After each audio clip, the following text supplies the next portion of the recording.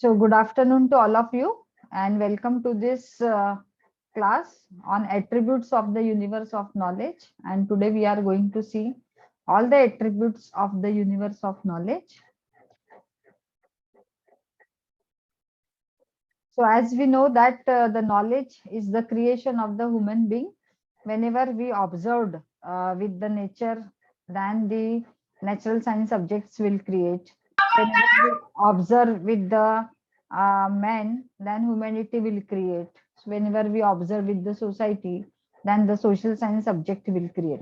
So whatever observations we have in the with the nature, with the society, with the self, then we are creating a different type of subjects based on our observation, based on the our experiences. Okay, and all these things, whatever has survived from the universe of knowledge.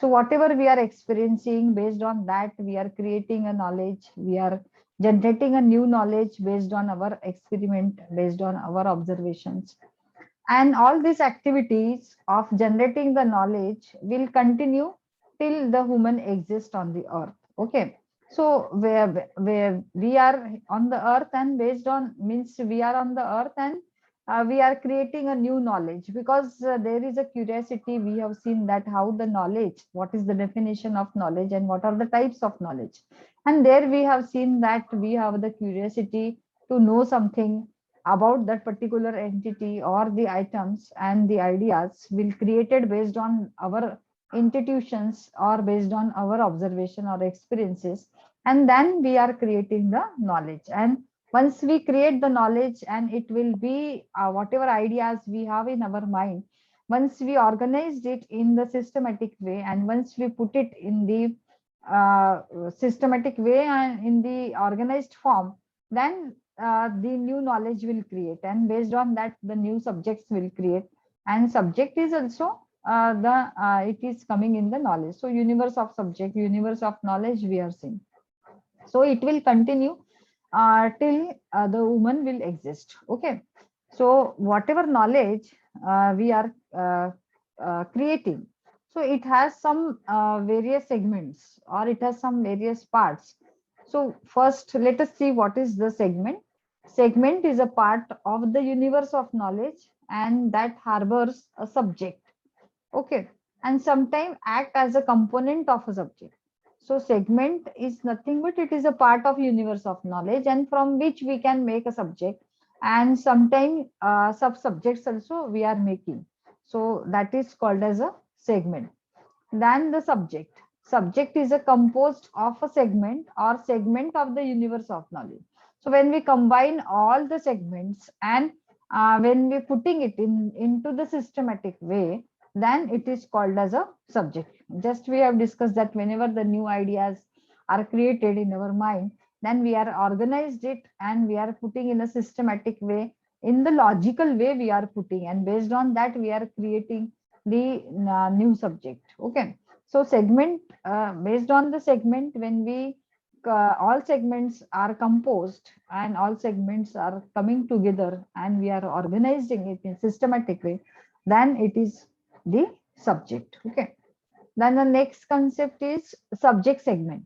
Subject segment, a subject having a component or components like object, action, space and time, is the subject system. Like for example, in history we can say that Britishers were there previously, and if we means if we bifurcate the various periods in the history, then we can say the British period and the other period also we can bifurcate. So that is the coming under the subject system. Okay, so that is called as a subject system. Then based on this, all universe of knowledge will create. So what is universe of knowledge? It is the totality of knowledge that has survived till date. So whatever knowledge we have in the universe till date, that is called as a universe of knowledge. And the knowledge that is being generated now and will be generated in future will also be the part of the universe of knowledge. So whatever subjects, based on the subject, based on any ideas, whatever knowledge we have exists, means we have in the our universe or our whole world, then it is called as a universe of knowledge. Okay.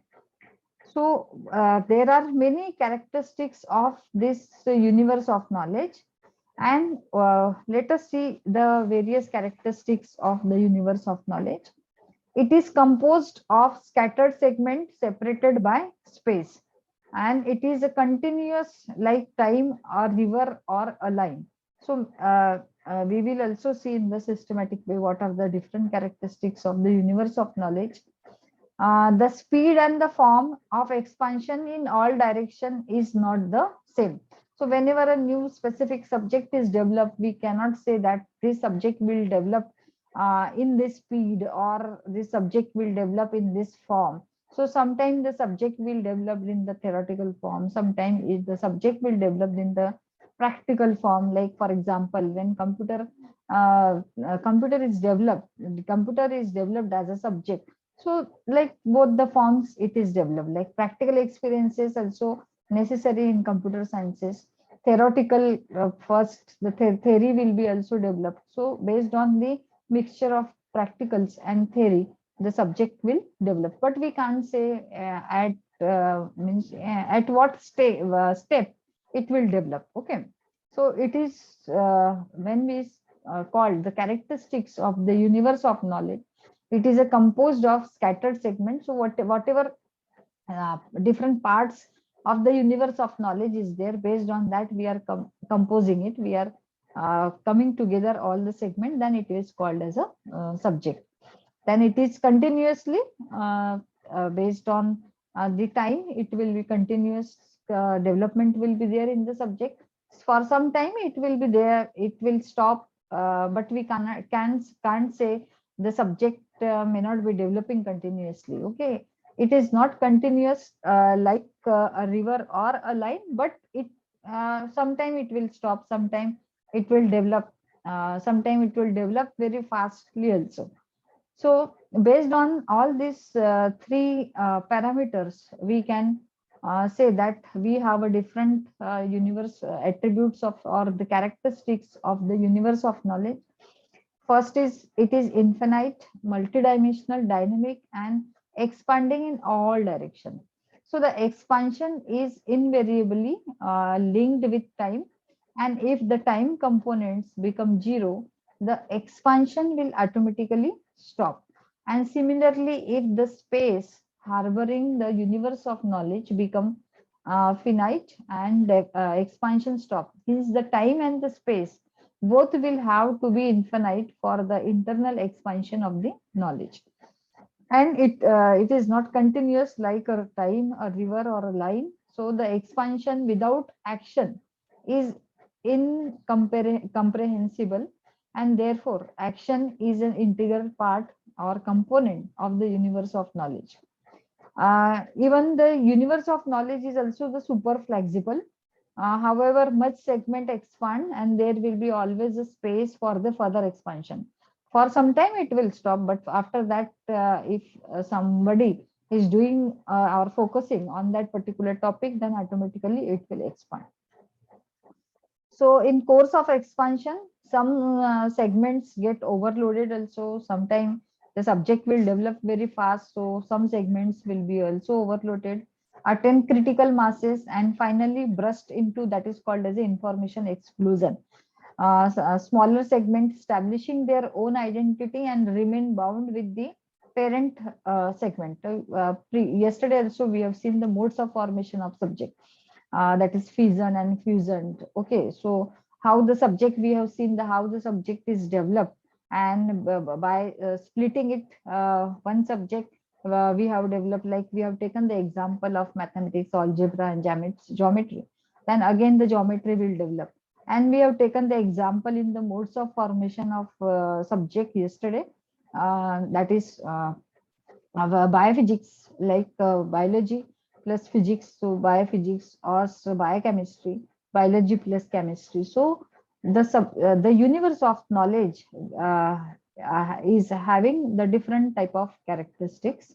So with the certain cases, with the passage of time, parts of two or more segment sometimes merge together to form a new segment. Just now we have discussed the example of biochemistry, while the parent segment do not lose the parts. At the same time, several segments are found together in the form of cluster also, where all segments return their own identity, like oceanography. Yesterday also we have seen the example of the ocean sciences or oceanography, physical sciences. So sometimes the segments are found together in the form, like we can say the natural sciences, social sciences. So like that. So there are different attributes of the universe of knowledge. Let us see one by one what that attributes are. So first is manifold and multidimensional. Manifold and multidimensional is based on some of the parameters. Okay, so it is universe of knowledge will be the multidimensional universe, by which we can mean that many parameters are needed to describe the position of any entity in the universe. As the universe of parameters will steadily increasing, and that's why it is called as a manifold and multidimensional. And dimension means it is the degree of manifold of an aggregate as fixed by the number of parameters necessary, and we can also sufficiently to distinguish it from all the others also. So that is called as a degree of manifoldness. Will be the dimension. Dimension is the degree of manifoldness, and some of the parameters we are using it for, like based on their likeliness, and the unlikeliness of the entity can be also determined based on the sum of the parameters. So therefore the dimension of the universe of subject is the degree of the manifoldness as fixed by the number of characteristics or distinguish of any entity from all others. So suppose if we take the example, for example, agriculture. So agriculture, when we arrange the documents in the subject agriculture, so sometime we can arrange the document of the agriculture subject with the propagation. Sometime we are arranging with the food. Sometime we are arranging with the dyeing. Sometime we are arranging according to the area. So here, if we arrange the document in a systematic way, then what should be the order for the agriculture arrangement? So by three ways we can arrange it. Like within agriculture, we can arrange the food, then area, then development, then dye or feed or diseases. So like that we can make a different areas, sub-subject according for the agriculture. Now, if we make the systematic arrangement of a subject in the unidimensional, okay, so sometimes the levels, maybe seminal levels are there, and the unidimension. So unidimension, if we developed it, means arrange the subject, whatever example we have taken for the agriculture. So by area, we can arrange it, the documents in the library. You can also by area means you can also arrange by area like Asia, Europe, then Africa. By problem also you can arrange the documents like diseases, propagation and the development. By utility also you can arrange the document like feed, food and dye in the agriculture. So that is means manifold and multidimensional means this is the characteristics of the universe of knowledge. So we can't say the universe of knowledge will develop in one way. So it will be the multidimensional, and from the manifold it will develop, and that's why it is called as a manifold and multidimensional. Okay, so universe of knowledge is manifold and multidimensional. In various dimension the subject will develop. We can't say the subject will develop in only one dimensional, or in only one area the subject will develop. For agriculture is related with the food and the dye, and according to the area, according to the problem also the subject will develop. So that is the manifold and multidimensional. The next one is infinite. Infinite is the second characteristics of the universe of knowledge. Infinite means the number of items of knowledge in the universe is unlimited. Infinite means unlimited. The growth will be unlimited. The extension of any item of knowledge may vary in one extreme and very large at the other extreme. So unlimitedly the subject will develop. So based on infinite characteristics, we can say, and sometime the time lag will be also there. Okay. For example, in some social theories, social science theories, sometime the time lag is there. So sometime uh, uh, the concept in the social sciences may not be developed very speedily. So time lag may be there, but after some time it will be developed, that particular theory for related with the any subject. Okay, that is called as a infinite. So infinite, when we take the infinite characteristics, we can also take the example of spiral development of a new subject. How the new subject will be developed. So spirally it will be developed. Spirally means, I will use the annotation. Spirally means like this. Okay, spiral development of a new subject. So from one point we are starting, there is a various stages in this spiral movement or development for formation of a new subject, how the new subject will develop. So first here in the first stage, the fundamental research will be going. And in this next stage, whatever the fundamental research, based on that, we are doing the applied research, and we are doing some pilot projects also. And in the pilot project, if you found that the some new theories or new machineries has to be designed, then you are creating the new machineries.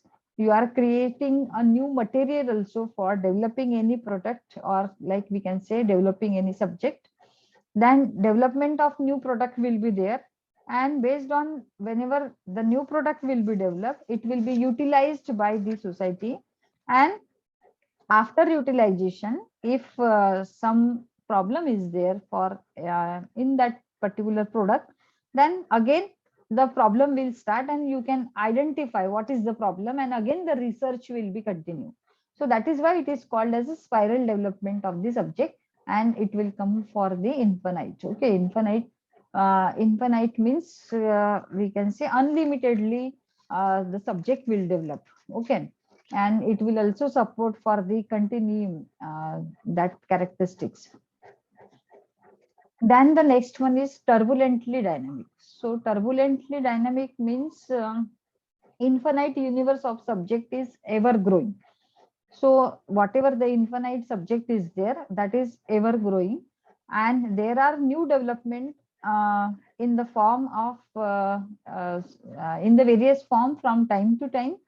And whatever the subjects will develop, like you can say that turbulently dynamic, very largely the subject will develop, and means growingly the subject will develop, that is called as a turbulently dynamic.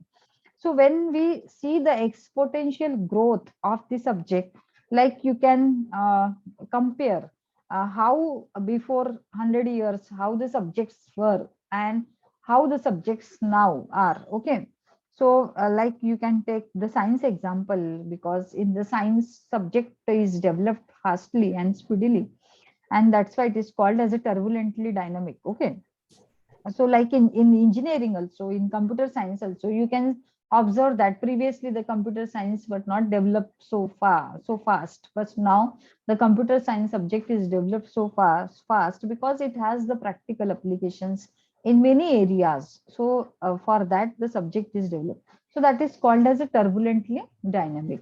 Okay, so here you can take the example of how the exponential growth in the subject previously, say 100 years back, how the theory are there, means theory were there, and now how the theories are. So in engineering or in the computer science or even in the mathematics, so doubling of knowledge will be there. And turbulence means a large number. turbulently. Dynamic means we can say that continuously, gatishil, we can say in Hindi. But turbulently means large numberly. That seminal contribution may be very powerful, and extensive impact will be also there. So that is called as a turbulently. So doubling of knowledge will be there in the decade after decade, and that's why any subject will be developed the turbulently dynamic. Then the last one is the continuum. Continuum means the subject will develop the on in the continuum form. It has no hole, like whatever the universe of knowledge is developed, it has no hole. And if we find any hole in the current subject also, then it will the research will be filling the gap in the that continuous one. Okay, so whenever there is a hole or any spot or any gap is there for developing the knowledge, then automatically after some moment it will be cultivated at the later time. Okay, so that is continuum. So subject will be developed continuously, and these are the characteristics of the universe of knowledge. We have seen the manifold and multidimensional. So subject is developed in the various directions or dimensionals. The subject is limitedly means unlimitedly developed, that is infinite. Turbulently dynamic means very fastly it will be doubling of knowledge, and continuum means continuously the subject will develop, although there may be a time lag or time gap is there, but after some time the subject will definitely develop. Okay, so these are the four characteristics or the attributes of the universe of knowledge. And let us see the characteristics of a subject. Okay, so the first characteristics of a subject is a subject possesses all the characteristics that the segment possesses. So segment, whatever segment possesses, because based on the segment, the subject is created. Based on the subject, the subject is created.